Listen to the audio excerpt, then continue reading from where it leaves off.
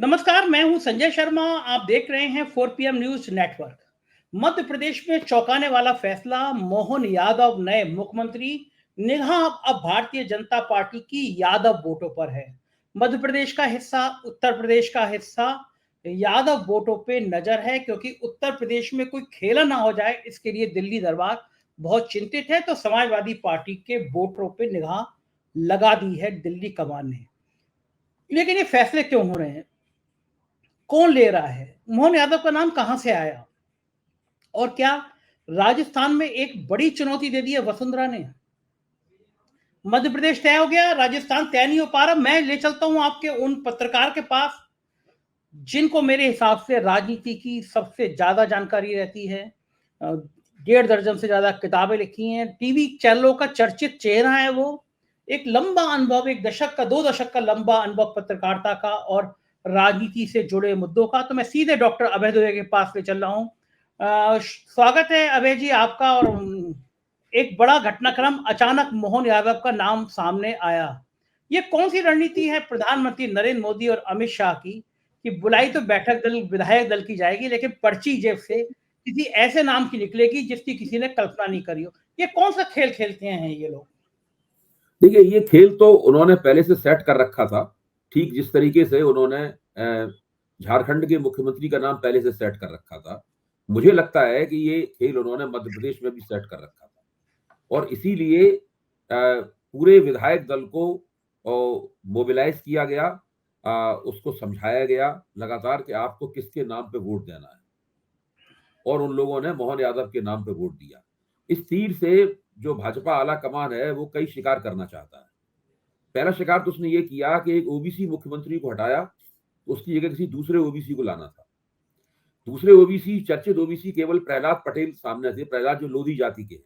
लेकिन आपको ध्यान होगा प्रहलाद पटेल एक बार भाजपा छोड़ भी चुके हैं। तो ये उनके नाम के साथ में एक एक एक ऐसा, मतलब एक क्रॉस लगा हुआ था उनके नाम के साथ में, जिससे उनके पॉइंट्स कम हो जाते थे प्रहलाद पटेल के। हालांकि मुझे लगता था कि ये वो, उनके अंदर बाकी सारी योग्यताएं हैं मध्य प्रदेश का मुख्यमंत्री बनने बनने के लिए, लेकिन शायद यही वजह रही होगी। और दूसरे, आला कमान ये भी कहना चाहता था कि वो जिन लोगों को उन्होंने चुनाव लड़वाया है, जिन्होंने केंद्र से अपदस्थ करके उन्होंने राज्यों में भेजा है, तो ये मैसेज नहीं देना चाहता है कि जिसको वो केंद्र से अपदस्थ करके राज्यों में भेजेंगे उसको कोई खास पोजीशन दे दी जाएगी। हालांकि यहाँ पोजीशन दी गई है, नरेंद्र सिंह तोमर को उन्होंने विधानसभा अध्यक्ष बनाया है यहाँ पर। लेकिन आप देखिए, दोनों उप मुख्यमंत्री बनाए हैं, उसमें ऐसा कोई व्यक्ति नहीं है जो कि केंद्र से आया हो। और दूसरी बात यह है कि जो आपने अभी यादव वोटों वाला बात उठाई, समाजवादी पार्टी के उत्तर प्रदेश वाले, वो बिल्कुल ठीक आपने कहा। लेकिन ये यादव वोटों वाला मसला इससे भी ज्यादा बड़ा है। देखिए, पूरा उत्तर प्रदेश यादव वोटों के लिए लिहाज से बहुत महत्वपूर्ण है। बिहार यादव वोटों के लिहाज से बहुत महत्वपूर्ण है। हरियाणा में एक बहुत बड़ी अहीरवाल की बेल्ट है जो यादव वोटों के लिहाज से बहुत महत्वपूर्ण है। मध्य प्रदेश में पूरा चंबल ग्वालियर रीजन जो है और बुंदेलखंड का इलाका जो है, उसमें 50 लाख यादव वोट हैं, छोटे वोटे नहीं।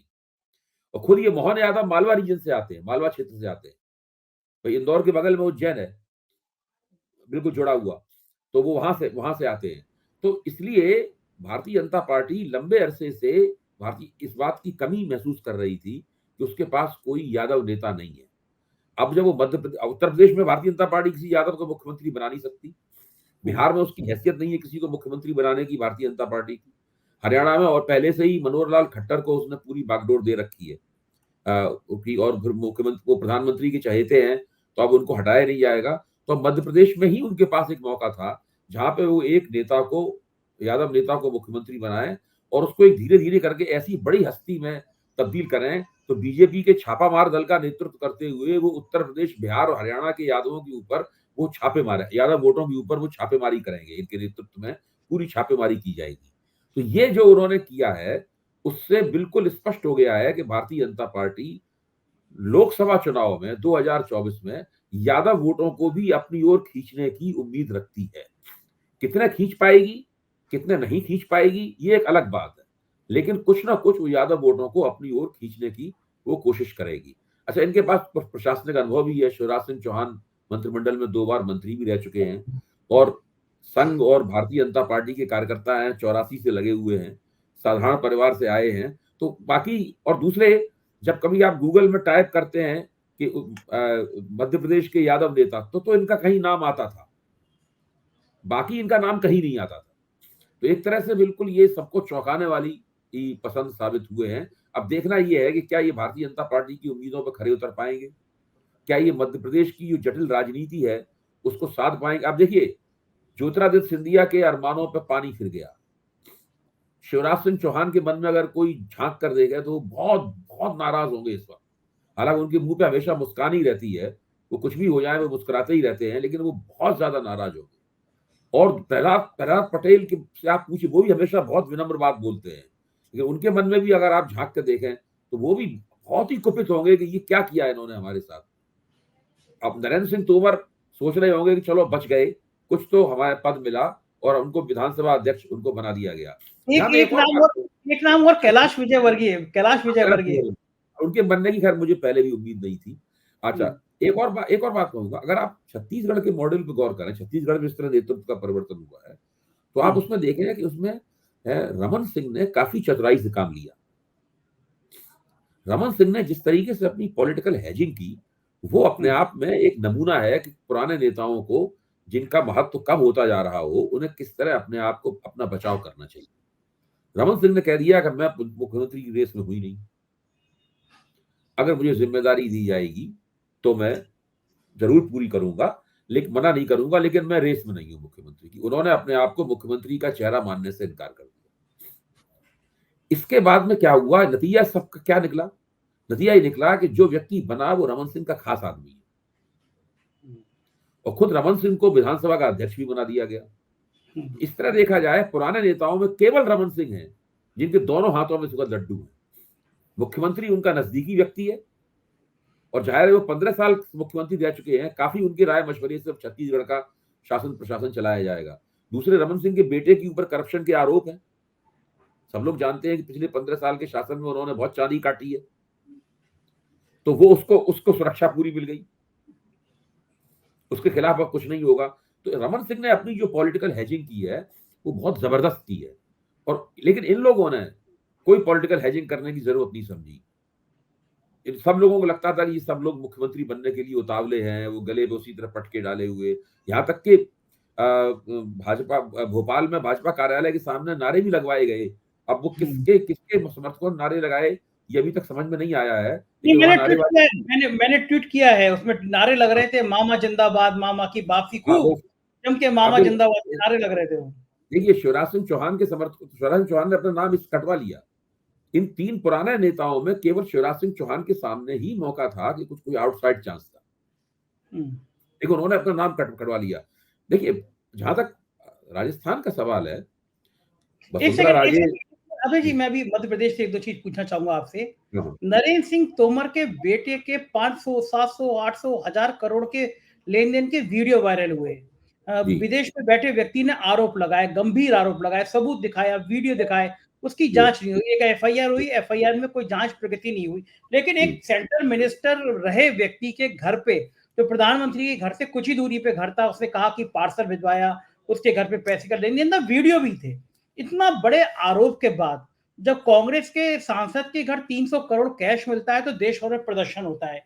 लेकिन मोदी सरकार के कैबिनेट मिनिस्टर रहे व्यक्ति का बेटा इस तरह की डील कर रहा है, और आरोप था वो गांजे की खेती के लिए और चरस की खेती के लिए क्या क्या विदेश में जमीन ले रहा है। ऐसी तमाम बातें उस वीडियो में हैं। हमारे यहाँ भी मयूर जानी ने उसका वीडियो किया उस शख्स का, कि कैसे वो जेल से बाहर भागा, कौन उसको सिक्योरिटी देता था, कैसे हुआ। और मिनिस्टर के घर के वीडियो थे, दिखाई दिए दे रहे थे, वो किसी ने खंडन भी नहीं किया। नरेंद्र सिंह तोमर ने नहीं कहा कि मेरे घर का वीडियो नहीं है ये। उसके बावजूद भी विधानसभा अध्यक्ष, इतना जिम्मेदार पद, एक ऐसे व्यक्ति पे जिसमें इतने गंभीर करोड़ों के लेन देन के आरोप हो, ये नैतिकता की कहां परिभाषा है कि विधानसभा का अध्यक्ष वो। आप भारतीय जनता पार्टी से किसी भी किस्म की नैतिकता की अपेक्षा मत कीजिए। ये उसी वक्त तय हो गया था जब भारतीय जनता पार्टी के अध्यक्ष बंगारू लक्ष्मण कैमरे के ऊपर नकद रिश्वत लेते हुए पकड़े गए थे, तो उनको अध्यक्ष पद तो छोड़ना पड़ा, और वो राजनीति से कुछ दिनों के लिए बेदखल भी हो गए। लेकिन उनके परिवार को लगातार भारतीय जनता पार्टी टिकट देती रही और उनके परिवार को राजनीति में लगातार आगे बढ़ाया जाता रहा। और बंगारू लक्ष्मण ने जो दस्तावेज बनाया था दलितों, पिछड़ों और आदिवासियों के बीच में अध्यक्ष के रूप में भाजपा कैसे बने, वो भाजपा का अभी भी एक केंद्रीय दस्तावेज है। भाजपा उसी दस्तावेज की जो नीति वक्तव्य था उनका, उसी नीति वक्तव्य में जो सूत्र थे उनके ऊपर चलती है भाजपा। बंगारू लक्ष्मण अभी भी भाजपा के नेताओं में उनका इतिहास, नेताओं के इतिहास में उनका एक महत्व है, जबकि वो कैमरे के ऊपर पैसा लेते हुए पकड़े गए थे। इसके बाद में जूदेव वहां पे पैसा लेते हुए पकड़े गए, आपको याद होगा। वो उन्होंने एक डायलॉग पैसा, क्यों डायलॉग कौन सा था भाई जी? वो खुदा भी नहीं है, लेकिन खुदा की कसम खुदा से कम भी नहीं है, खुदा से कम भी नहीं है। खुदा से कम भी नहीं है। ये जो उन्होंने डायलॉग बोला था, वो तो ऐतिहासिक डायलॉग है। आप मतलब भारतीय जनता पार्टी, फिर आप देखिए जो फग्गन सिंह कुलस्ते जो है, अभी चुनाव जो हार गए हैं, ये पूरा बैग लेके संसद में पहुंचे थे। इस बैग में कैश भरा हुआ था। ये भी काफी विवादास्पद आदमी थे, लेकिन लगातार केंद्र में उनको मंत्री बनाए रहे। इसके बाद मैं निजी तौर पर ऐसे मंत्रियों को जानता हूं जिनका नाम मैं अभी नहीं ले सकता कानूनी डर के कारण, जिनके बारे में अमित शाह को और नरेंद्र मोदी दोनों को पता है कि ये जम के रिश्वतखोर हैं।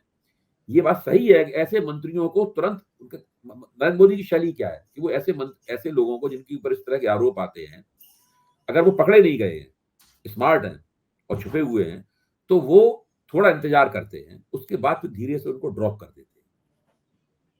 अच्छा, जो सतपाल मलिक ने बात कही थी कि भाई नरेंद्र मोदी को भ्रष्टाचार से कोई खास दिक्कत नहीं है। अगर भ्रष्टाचार से नरेंद्र मोदी और उनकी सरकार की छवि खराब नहीं हो रही है किसी भ्रष्टाचार से, तो वो उसको अनंत काल तक बर्दाश्त करने के लिए तैयार। उस बात का सार तत्व है। तो ये तो अब अपने ऊपर नहीं आना चाहिए। एक छोटी सी बात और कहूंगा कि जो नरेंद्र सिंह तोमर के बेटे के खिलाफ वीडियो आया था, उस वीडियो के आधार पर तो मध्य प्रदेश का चुनाव पलट जाना चाहिए था। ठीक बात। हाँ, इसके लिए कमलनाथ जी ने क्या किया, दिग्विजय सिंह जी ने इसमें क्या किया, कांग्रेस ने उस वीडियो को लेकर प्रचार क्यों नहीं किया? इस वीडियो को लेकर तो इतना हंगामा होना चाहिए था, न केवल वहां होना चाहिए था मध्य प्रदेश में, बल्कि दिल्ली में होना चाहिए था। नरेंद्र मोदी के और इनके, क्या नरेंद्र सिंह तोमर के घर के सामने कोई प्रदर्शन हुआ जिनको केंद्रीय मंत्रिमंडल से ड्रॉप किया जाए? वो वहां चुनाव केंद्रीय मंत्री के तौर पर लड़ रहे थे। सही बात। तो ये मैं बता रहा हूं, ये विपक्ष की भी कमी है कि वो उन मुद्दों को केंद्रीय मुद्दा नहीं बना पाती है और उनका उस तरह से लाभ नहीं उठा पाती है जिस तरीके से नरेंद्र मोदी ने, जैसे ही उसके साहू के घर में पैसे पकड़े गए, भास्कर की खबर ही ट्वीट कर दी उन्होंने, नरेंद्र मोदी ने खुद। आप सोचिए, ये लोग किसी भी मौके का फायदा उठाने के लिए कितने लालायत और तत्पर रहते हैं। दूसरी तरफ विपक्ष है जो हाथ में आया हुआ मौका जो है उसको भी नहीं इस्तेमाल कर पाता। तो ये इनकी समस्या है बहुत ज्यादा। हाँ, आप बोलिए। अब मैं आता हूँ राजस्थान पे। आपको लगता है कि 9 साल में पहली बार मोदी जी को सीधी चुनौती मिली है वसुंधरा से? देखिए, इसमें मैं एक मेटाफर, एक रूपक का इस्तेमाल करूंगा। हिंदुस्तान में बहुत सारे देवता हैं और देवताओं में आपस में होड़ भी चलती रहती है, लेकिन भारतीय जनता पार्टी में एक ही देवता है, उसका नाम है नरेंद्र मोदी। जो उसे चुनौती देता है या उसके खिलाफ बगावत करता है, नरेंद्र मोदी उसको वो देवता उसे भस्म कर देता है। तो ये तो मैं मानता नहीं हूं कि किसी की औकात है नरेंद्र मोदी को भाजपा के अंदर चुनौती देने की। जिस वक्त उनकी औकात थी तब उन्होंने धमकी दी थी और अपने आप को बचा लिया था। ये उस वक्त की औकात है जब नरेंद्र मोदी थोड़े संकट में चल रहे थे, तब उन्होंने वसुंधरा राजे को जब डिस्टर्ब करने की कोशिश की तो उन्होंने वसुंधरा राजे ने कहा कि ज्यादा आपने गड़बड़ की तो मैं पार्टी तोड़ दूंगी और अपनी पार्टी अलग बना लूंगी। तो नरेंद्र मोदी ने अपना हाथ पीछे खींच लिया था और वसुंधरा राजे को सरकार अपनी चलाने दी। जो भी उसके बाद वो चुनाव हार गई, वो तो एक अलग बात है। लेकिन अब ऐसी स्थिति नहीं रही जब राजस्थान में 115 सीटें करीब भाजपा ने जीत ली और जिसमें हम सब लोगों को पता है कि वसुंधरा राजे ने केवल अपने मनपसंद उम्मीदवारों को ही जिताने के लिए काम किया, बाकी और लोगों को जिताने के लिए उन्होंने काम नहीं किया। हालांकि उनके जो समर्थक, वसुंधरा राजे की पत्रकारों में एक लॉबी है, अंग्रेजी पत्रकारों में खासतौर से एक लॉबी है, अंग्रेजी अच्छी बोलती है, तो वो विदेशों से पढ़ के आई, अंग्रेजी बढ़िया बोलती है। तो दिल्ली के अंग्रेजी के पत्रकार जब वो केंद्र में मंत्री थी तो उनको बहुत पसंद करते थे वसुंधरा राजे को, तो वो यहाँ पर उनके पक्ष में प्रचार करते रहते हैं वो लोग। तो वो वो लगातार इस बात को कहते हाँ, वो उनको लगातार लॉबी लीड लॉबी जो है ना, वो उनको लगातार पुश करती रहती है।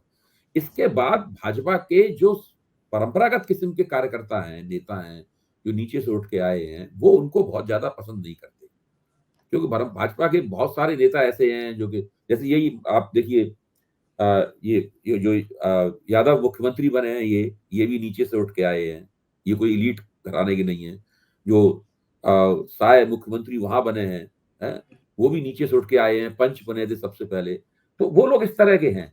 और तो ये एक ऐसी स्थिति, मुझे नहीं लगता कि वसुंधरा राजे विद्रोह करने की स्थिति में है। हाँ, वो नेता चुनने में बाधा डालने, उस हद तक बाधा डालेंगी जब तक कि वो अपने लिए थोड़ी सी सौदेबाजी ना कर ले, अपने बेटे के लिए सौदेबाजी ना कर ले, और अपने राजनीतिक पुनर्वास के लिए सौदेबाजी ना कर ले। ये वो जरूर करेंगी, इतनी उनकी हैसियत संगठन में है। इतना मैं इतने नंबर उन्हें दे सकता हूं, इससे ऊपर मैं उनकी राजनीतिक औकात नहीं मानता। वो अपने बेटे को एक अच्छा एक मंत्रिमंडल में एक अच्छा विभाग दिलवाएंगी और खुद केंद्र में एक अच्छे मंत्री पद का आश्वासन प्राप्त करेंगी। और अब शिवराज सिंह चौहान बहुत खफा हैं। हो सकता है केंद्र के लोग उनके कान में फुसफुसा दें कि नड्डा के बाद तुम्हारा नंबर है अध्यक्ष बनने का, मतलब इस टाइप की कोई बात हो सकती है। अच्छा, ये लाइन पे काम हो सकता है कि नड्डा के बाद शिवराज सिंह चौहान को पार्टी का अध्यक्ष बनाना का कार्यकाल तो समाप्त होने वाला है। हाँ, तो उसके बाद तो एक बड़ा उन्हें नेता चाहिए। और एक आदमी जो 18 साल तक मुख्यमंत्री रह चुका है, एक चुनाव भी जितवाया है उसने, अभी भले मुख्यमंत्री आपने नहीं बनाया, लेकिन अगर किसी एक नरेंद्र मोदी के बाद किसी एक नेता का चुनाव जितवाने में योगदान है तो शिवराज सिंह चौहान का है। इस बात को तो बच्चा भी जानता है। तो उनको केंद्र और भारतीय जनता पार्टी के राष्ट्रीय उपाध्यक्ष वो रह ही चुके हैं, तो उनके लिए अध्यक्ष बनना कैसी, वो बन ही सकते हैं अध्यक्ष, ओबीसी जाति के भी हैं। लेकिन जिस तरह से मोदी जी से उनकी पटती नहीं है, ये जनरल चर्चा है, सामान्य चर्चा है कि मोदी शाह से उनकी पटती नहीं है, ऐसे में मोदी शाह रिस्क लेंगे पार्टी की कमान एक ऐसे व्यक्ति को दी जाए? देखिए, वो शिवराज सिंह चौहान इस तरह के व्यक्ति हैं कि वो ठकुर सुहाती करने में माहिर हैं। वो किसी व्यक्ति की मैं चाटुकारिता नहीं कहूंगा, लेकिन वो इतनी प्रशंसा करेंगे नरेंद्र मोदी की, इतनी तारीफें करेंगे। वो अभी से ही उन सीटों का दौरा करना शुरू कर दिया है जिन सीटों पे भाजपा हारी है। वो कह रहे हैं कि मेरा जीवन का दूसरा लक्ष्य, जो आखिरी लक्ष्य जो है, नरेंद्र मोदी को दोबारा प्रधानमंत्री बनाने का है। तो ये सब उन्होंने अपने लिए पेशबंदी करनी शुरू कर दी है। तो मैं ये कह रहा हूं कि नए मुख्यमंत्री को सरकार चलाने में दिक्कत ना हो, ये बड़े बड़े जो हैवीवेट नेता हैं, ये नेता उनके सामने समस्या न पैदा करें, इसके लिए हर एक को कहीं ना कहीं थोड़ा बहुत समायोजित किया जाता है। ये छत्तीसगढ़ में भी किया गया है, ये मध्य प्रदेश में अभी केवल एक व्यक्ति को समायोजित किया गया है, वो नरेंद्र सिंह तोमर को। वो केंद्रीय कैबिनेट रैंक के केंद्रीय मंत्री थे। अब किसी और शिवराज सिंह चौहान को भी कहीं ना कहीं समायोजित किया जाएगा, मुझे पूरा यकीन है। तो ये थे अभय दुबे जी, ये मध्य प्रदेश राजस्थान की राजनीति की बातें आपको समझा रहे थे, विस्तार से बता रहे थे कि मोदी की राजनीति और मोदी को चुनौती देने वालों की राजनीति का क्या परिणाम होता है, क्या अंत होता है और कैसे मोदी जी सफल होते हैं। मुझको यकीन है ये परिचर्चा आपको पसंद आई होगी। अपनी राय से अवगत कराइएगा, चैनल को सब्सक्राइब करिएगा, ज्वाइन करिएगा। हमारे राज्यों के चैनल हैं 4PM यूपी, बिहार, गुजरात, महाराष्ट्र, कर्नाटक, राजस्थान, मध्य प्रदेश, और बॉलीवुड का भी चैनल शुरू कर दिया हमने 4PM बॉलीवुड, उसे भी सब्सक्राइब करिएगा। थैंक यू, धन्यवाद।